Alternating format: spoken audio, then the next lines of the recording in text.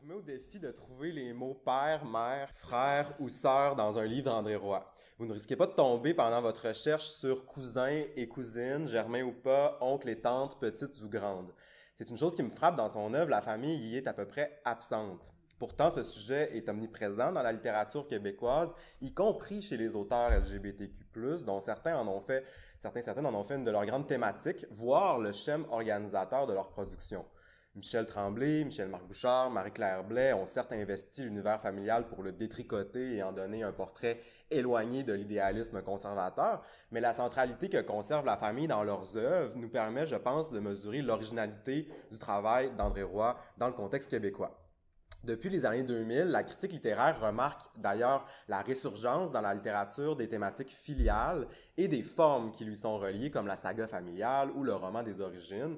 Et ça, tant en France qu'au Québec. Michael il a mentionné les travaux de Dominique Viard, mais il y a aussi ici ceux de Martine Emmanuel Lapointe qui ont étudié les questions de la transmission et des héritages, des questions qui sont forcément ambivalentes.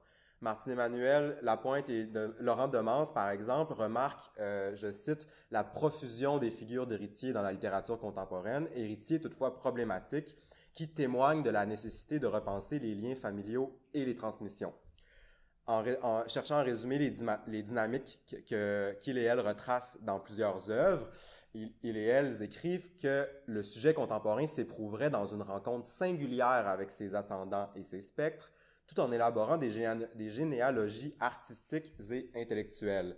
Filiation biologique et affinité élective se confondraient alors dans une même recherche de modèles et de références, à rebours cependant des canons et des hiérarchies instituées. Fin de la citation.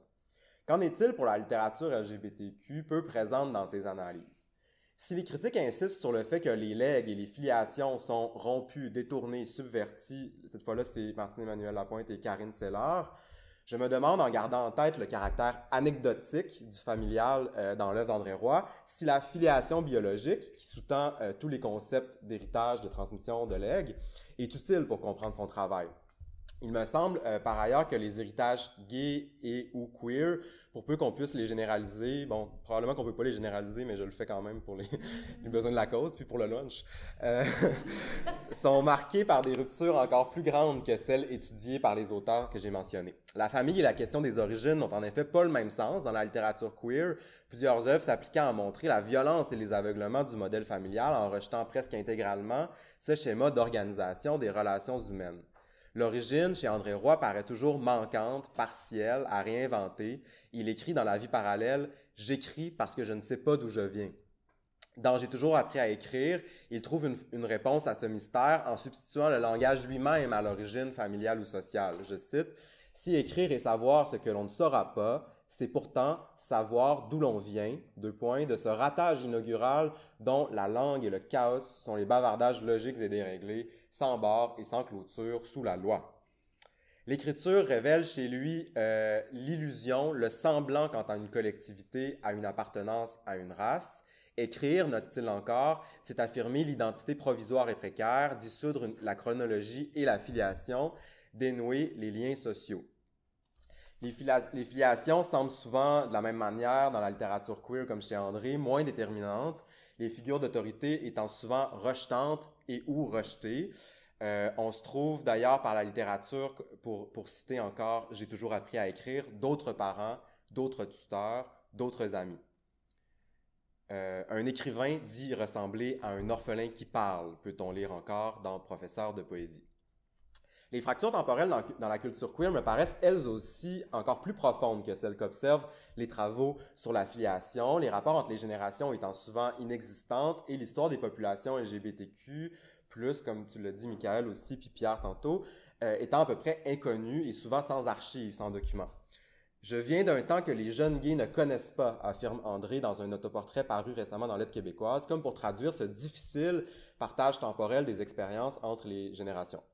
Mais cette rupture n'est pas qu'interpersonnelle, puisque l'histoire, la mémoire, les savoirs, les récits LGBTQ connaissent peu d'institutions établies, qu'elles soient privées comme la famille, ou publiques, donc que ce soit des institutions légales, scolaires, artistiques ou médiatiques, pour perpétuer ou même penser des formes d'héritage ou de legs. Le sens économique aussi de ces concepts, parce qu'il y a ça dans l'héritage puis dans le legs, me paraît aussi assez secondaire dans la culture queer qui ne connaît pas les généalogies matérielles et symboliques que la société coloniale européenne a instaurées en Amérique. Les gays, les lesbiennes, les trans, qui elles-mêmes et eux-mêmes enfantent moins que les hétéros généralement, étant souvent d'ailleurs perçus comme un caillou dans la bonne chaîne de la transmission des possessions coloniales familiales. Planent plus généralement sur tout rapport au passé les spectres de la grande maladie ou la grande conflagration, selon les expressions d'André, véritable traumatisme intime et historique qui, comme tous les traumas, n'appartient pas simplement au passé, mais qui s'accorde, comme le suggérait un numéro de la revue Spirale, à tous les temps. En cherchant les mots transmission et gay dans Google, je n'ai d'ailleurs trouvé que des articles sur le sida. C'est comme si le sens viral de la transmission contaminait absolument le concept servant à qualifier un passage des valeurs ou des biens entre parents et enfants dans un contexte plus hétéro. Apparaît pour les personnes gays, mais pas seulement, les personnes LGBTQ+, une transmission horizontale et mortifère se produisant souvent à l'insu des individus et par la sexualité. Donc, pour toutes ces raisons, la perspective queer sert fréquemment de socle critique à partir duquel repenser, déconstruire, voire renier les conceptions du temps chronologique et successives, les institutions traditionnelles et les lieux de pouvoir. Cela dit, la culture queer n'a peut-être pas, puis je le pose un peu comme une hypothèse, comme les avant-gardes artistiques, par exemple, les avant-gardes... J'allais dire les avant-gardes traditionnelles, c'est un peu... mais les avant-gardes... C'est ça, c'est un oxymore, mais les avant-gardes qu'on connaît, mettons, la culture queer a peut-être pas les mêmes moyens de faire table rase du passé, la transmission de ce passé n'étant pas tout à fait établie et demeurant toujours fragile et incomplète. En ce sens, au geste de rupture s'adjoint fréquemment un geste de reprise. C'est que les embûches que connaît la transmission des expériences et de la mémoire LGBTQ a des conséquences concrètes sur la vie, notamment des jeunes, par exemple, on pourrait dire des vieux aussi, ou sur les possibles envisageables, la connaissance du passé étant nécessaire à une émancipation ou à une réflexion politique globale. En l'absence d'institutions sociales et de milieux dits d'origine pouvant nous transmettre une culture, comment apprend-on? Où se forme l'identité de genre si elle n'est pas le résultat d'aucun legs? Quel modèle relationnel existe alors? D'où acquiert-on cette culture à laquelle nous sommes censés appartenir? Peut-on penser une transmission sans filiation et sans héritage?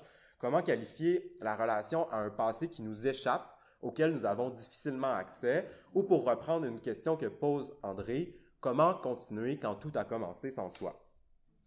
Je lis l'œuvre d'André Roy comme pleinement travaillée par ces questionnements. Il s'agit chez lui, à mon avis, de refuser les modèles et les institutions de la société hétéropatriarcale, et ce, en travaillant à qualifier, à produire et à poétiser d'autres relations temporelles et d'autres rapports entre les individus. Ou pour le dire avec ces mots, contre la famille, la communauté, la patrie qui cimente le refus de la différence par le lien social, l'écrivain doit affirmer les impossibles rapports sociaux par la singularité de sa parole qui le place dans l'incertitude, la non-maîtrise, hors du pouvoir, hors des sentiers des meurtriers, dit-il en citant Franz Kafka dans J'ai toujours appris à écrire.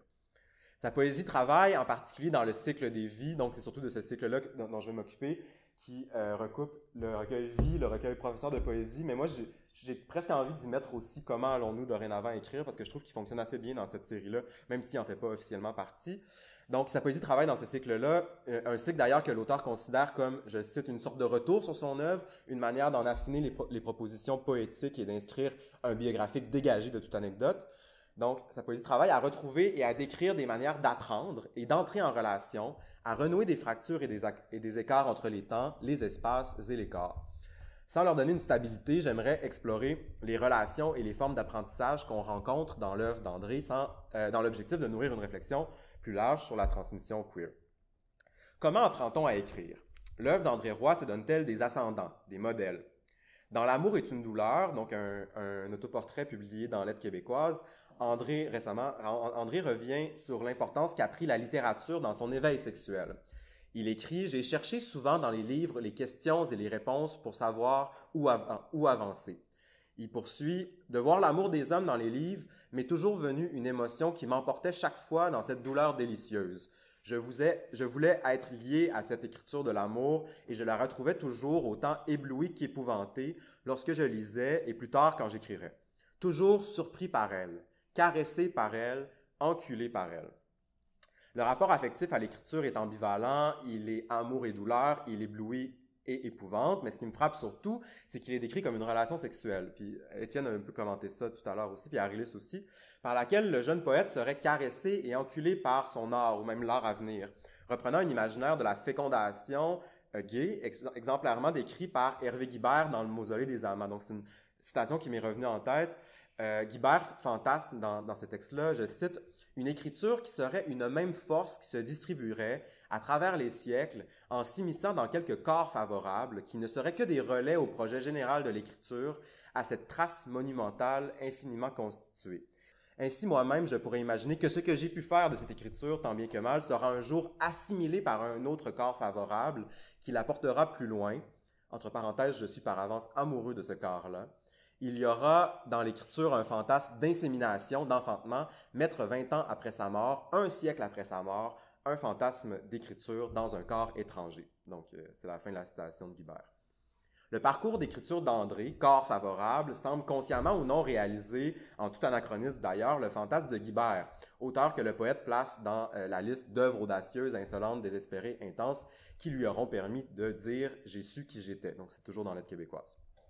Comme André l'écrit d'ailleurs dans Le Rayon rose, il semblerait que l'homosexualité pollinise le texte dans une forme de production qui reprend les termes de la reproduction biologique, qu'elle soit végétale ou humaine d'ailleurs, mais pour les tordre et donner des floraisons inattendues.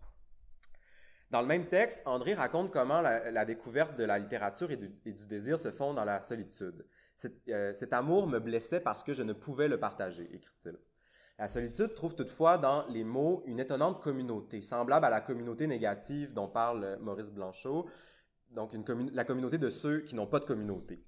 L'écriture étant comparée dans Vie à, je cite, « une plaie qu'on expose devant tout le monde parce qu'on ne veut pas souffrir seul ». Dans la vie parallèle, l'écriture lie à la solitude des autres, à celle des écrivains, à toutes ces solitudes qui l'aident à trouver la sienne.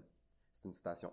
Cette solitude vient aussi du fait qu'aucune figure d'autorité, qu'elle soit scolaire, amicale ou parentale, par exemple, ne guide la découverte du jeune André qui ne sait quelle boussole, toujours libre, juste, l'aimantait vers les vrais livres qui allaient le sortir de l'ombre, de la tristesse du solitaire. C'est dans le texte dans Lettres québécoises. Les écrivains qui l'inspirent, les écrivaines aussi, on l'a vu, sont plus près des amants que des modèles, dans une sorte de relation plus horizontale que verticale. Je n'énumérerai pas la liste d'auteurs qu'on retrouve dans ces recueils, dans ses essais aussi. Il y a plusieurs auteurs qui sont cités, notamment dans Action Writing. Mais je me contenterai de noter que les influences chez André Roy sont extrêmement hétéroclites et variées. Il donne certes une place importante aux auteurs dits gays, mais pas seulement. Les artistes qui l'inspirent en cinéma et en littérature ont une étonnante diversité d'origines, de genres, de styles, d'époques. Il nomme des écrivains plus jeunes aussi, comme Édouard Louis et Mathieu Riboulet, et des contemporains québécois ou non, comme Madeleine Gagnon, Emma Santos, Hélène Sixou ou Roger Desroches.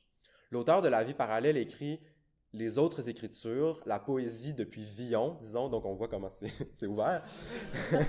Un répertoire qui m'est utile. Je me situe par rapport à elle, c'est-à-dire que je les récupère, je les fais miennes, je peux les citer, les plagier, les caviarder, les transformer pour inventer la mienne écriture. Il n'y a pas d'élection ou de congédiement de modèle chez André Roy, mais une multiplicité d'influences horizontales envers lesquelles l'auteur entretient une admiration parfois fanatique, pensons aux récurrences de Kafka, Rimbaud ou Pasolini, mais étrangement sans déférence. Donc, on le voit avec la possibilité de caviarder, de plagier. Dans La vie parallèle, il écrit un voyou souverain, une bonne définition de l'écrivain. La relation temporelle avec les mots aimés aurait aussi d'ailleurs un effet sur les mots adorés, donc comme si les livres cités étaient rajeunis en retour. Je cite un passage de Professeur de poésie, « Que seront devenus les anciens mots rajeunis par toi ?» La phrase est ambivalente parce qu'on pourrait presque se demander si le poète ne s'adresse pas ici aussi à un lecteur ou à une lectrice qui, le lisant lui, raviverait ses premières poésies. Donc on peut à la fois penser à ses propres influences qu'au lectorat, disons. Mais que dire aussi de ce professeur, donc du titre professeur de poésie, figure par excellence de la transmission, qui se transforme parfois en professionnel dans le cycle des vies. Qu'enseigne le professeur? Quelle expertise développe le professionnel? Qui professe et qui est professé dans ses recueils? C'est une évidence, mais on croise rarement le terme de professionnel en poésie. Donc le terme renvoie à un métier rémunéré nécessitant une certaine reconnaissance des pairs et à l'affiliation à un ordre. Le professionnel de poésie, titre donné à la deuxième partie du recueil, est une expression à demi ironique, une quasi-antithèse. Si on peut penser que le choix de l'écriture comme métier fait du poète un professionnel, sa maîtrise d'une discipline, la reconnaissance sociale et la rémunération, surtout, que suggère cette expression, maintiennent le doute, pour dire le moins. C'est d'ailleurs un tu, qui n'est pas identifié, qui dote le poète de ce titre de professionnel. On peut lire dans Professeur de poésie « Tu me rappelles que j'écris dans la vie professionnelle ». Quelques années plus tôt, dans Vie, on croisait aussi un professionnel de la mélancolie et un professionnel de la sexualité, autres expressions construites sur le même oxymore. Donc, il y a une approche de la transmission qui sous-tend ces simples titres de partie parce que le poète est posé comme celui qui rejoint des ordres professionnels de domaines qui échappent cependant à toute maîtrise, à toute rationalité et à tout ordre aussi, on pourrait dire. Donc, la mélancolie, la jouissance et le poème. Les émotions, la sexualité et l'art, sciences ardentes, comme il les appelle dans Professeur de poésie, forment des connaissances à partir desquelles le professionnel dessine une nouvelle conception de la transmission, se fondant essentiellement sur des notions abstraites, instables, subjectives et jugées comme secondaires par l'utilitarisme social. Le poète avoue, je cite, « s'être toujours appuyé contre le néant pour écrire ». Au terme de ses recherches, le poète de Vie, cette fois, découvrait que, je cite, « le sexe fabriquerait de la pensée ». Il y avait une citation presque pareille aussi tantôt que Arilis a lu, je pense, ou toi, de Action Writing. Il se remémore dans le même recueil les grands lits où nous avons pensé ensemble. On comprend peut-être mieux dès lors pourquoi dans Professeur de poésie, le vieux poète aura débauché des milliers de poètes. Connaissance et sexualité chez André riment absolument. Et le professeur, donc même le lit devient un espace de pensée. Et le professeur, sans matière et sans école, n'enseigne rien d'autre. Il donne de son corps et habite, je cite, « dans le temps qui n'est pas naturel, professeur du rien ». Mais qui es-tu, André, dans cet enseignement amoureux? Professeur ou étudiant, vieux ou jeune poète? Je cite Professeur de poésie. « Le professeur de poésie dira de celui à la belle langue qu'il est blessé quand il écrit. » Le recueil entretient savamment le brouillage, préserve la labilité des positions et des temporalités en s'adressant tantôt au présent, tantôt au passé, tantôt au futur, à un tu et à un il professeur, pronoms qui pourraient simultanément toujours camoufler un je. Si le poète semble faire retour sur sa propre formation dans ce cycle, celui dont les livres auront bientôt plus de 20 ans, comme il l'écrit, est aussi à la fois présenté comme, je cite, un spécialiste du je, l'ancien jeune homme qui mangeait son temps après un sommeil réparateur. Fin de la citation. L'écriture témoigne d'un désir de partage, presque de communion. Le sujet souhaite, sans paternalisme et sans patronage, participer à la formation de l'être aimé. Il écrit « Je voudrais être la personne qui ouvre tes rêves, te donne la comète éclairée à minuit et te montre les dragons étendus contre l'azur. » Il se demande aussi, en clôture du même poème, si l'aimé reconnaîtra en retour son don de beauté. Mais si les étoiles te réveillaient en tant que miracle, si l'univers se cachait dans les petits trous de la nuit, écrirais-tu pour ma personne bien-aimée? Dans un autre texte, le poète abandonne la position d'écrivain pour devenir l'assistant de celui qui écrit, activité décrite comme une lutte entre ancien et nouveau. Je cite, « Je serai le conseiller de celui qui écrit chaque jour, un poème qui ne ressemble à aucun autre poème, à cause des mots anciens, luttant contre les mots nouveaux. » Le poète rappelle à son interlocuteur dans Vie qu'il fait aussi son travail pour les autres, rejoignant un groupe au nous dont les contours restent ouverts et abstraits. Je cite, « Pour toi, je m'occupe des sentiments des autres, de leurs raisons, des quelques centimètres d'une réalité qui nous est commune et qu'il nous reste. » Dans Professeur de poésie, cette fois, le poète écrit comme un commandement ou comme une prophétie, « Tu donneras, André, de la poésie à ceux qui n'en ont pas. » On le voit, la poésie est comme le sexte, un geste de partage, un don de soi dans le cycle des vies. Les relations n'y sont pas organisées strictement d'après un rapport d'antécédence, de continuité temporelle que supposerait la filiation linéaire traditionnelle, et cela affecte aussi évidemment la temporalité de l'écriture. Nous sommes, pour reprendre un vers cité tout à l'heure, dans le temps qui n'est pas naturel. Cette temporalité entrelacée nourrit la démarche même du cycle des vies au sujet duquel André écrit en commentant le caractère rétrospectif des recueils qui le composent que, c'est dont j'ai toujours appris à écrire, le futur du texte devient le passé du texte, le nouveau contient l'ancien. Dans ce livre dont hériteront les fantômes, comme il l'appelle dans Professeur de poésie, la méditation sur le temps est néanmoins inquiète. Le poète écrit « Mes poèmes ressemblent à une personne entière qui se prépare à tomber, à se relever, à être abandonnée. Les amours, les sensations et les mots sont comme les amants, friables, éphémères.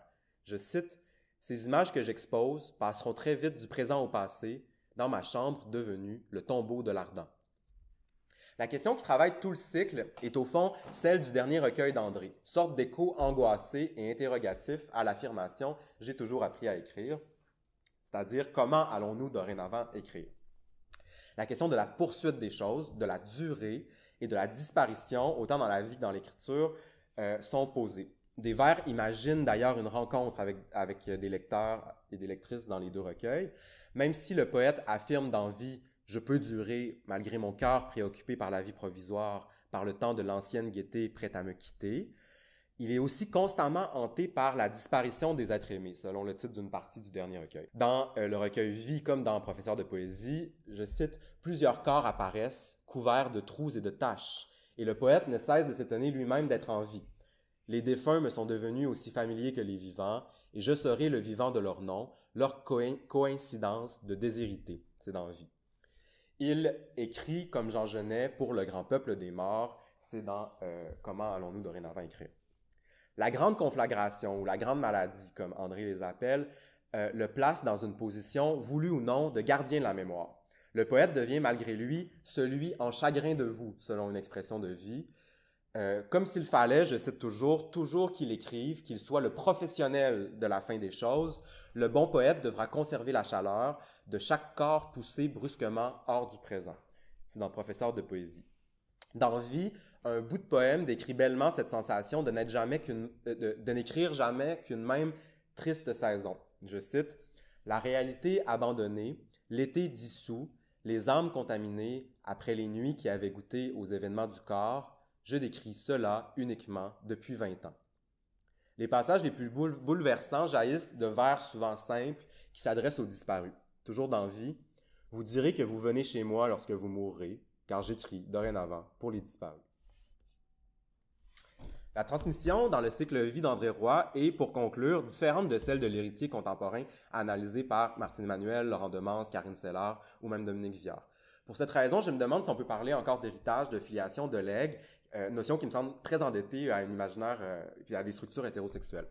Il n'y a pas de volonté généalogique, ni ascendante, ni descendante dans son œuvre, pas de discours de fondation ni d'institution qui assure la transmission des récits et des expériences, et les figures de la continuité, de la suite du monde sont rares, fragiles, elles s'inscrivent dans une expérience du temps inquiète, menacée par l'oubli.